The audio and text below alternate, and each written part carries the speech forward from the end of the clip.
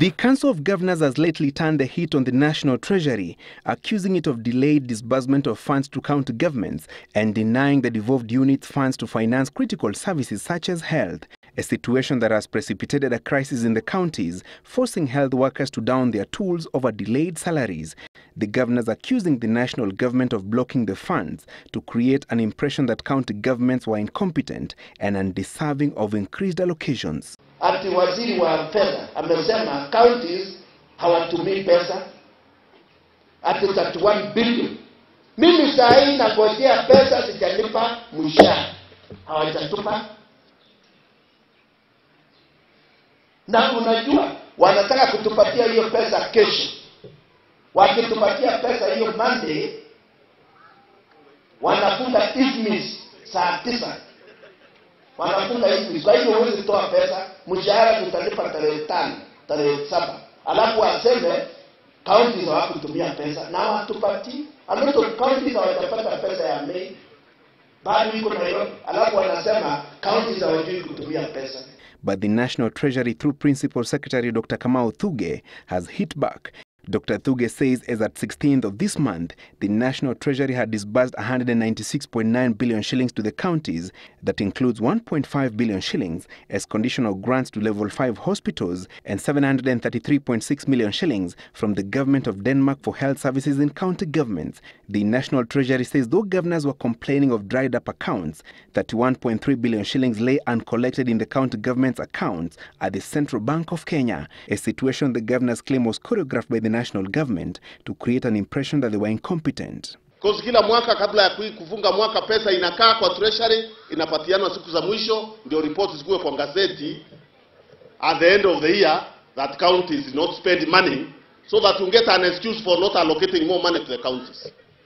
That practice is unacceptable. For example, there is this fund which they call conditional funding. In this county, they have not released 400 million shillings. And yet, after 30th of June, they will say that the account have failed to use 400 million shillings.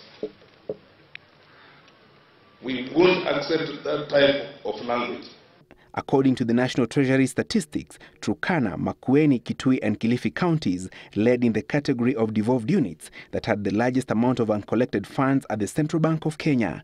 Siaya, Nakuru and Kwale counties have more than 1 billion shillings each still lying at the CBK accounts, while Embu, Bungoma, Meru, Kisumu and Marsabit counties have more than 800 million shillings each that remained unclaimed. Vihiga, Nairobi, Machakos, Bomet and Kiambu counties had the least amount of uncollected funds, but the governors insist the national government cannot continue to hold on to devolved funds. They are creating propaganda in healthcare.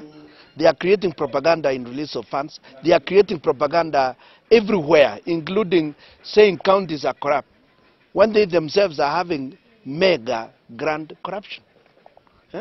And really we don't understand what it is all about.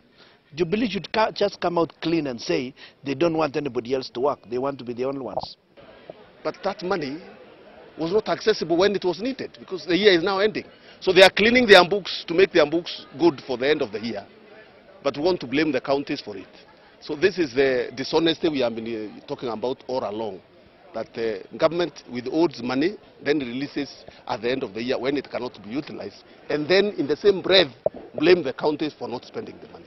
The 47 county governments have been allocated 287.3 billion shillings in the 2015-2016 financial year, at least 45 billion shillings more than they were allocated in the 2014-2015 financial year that comes to a close at the end of this month. Francis Gashuri, Sunday Live.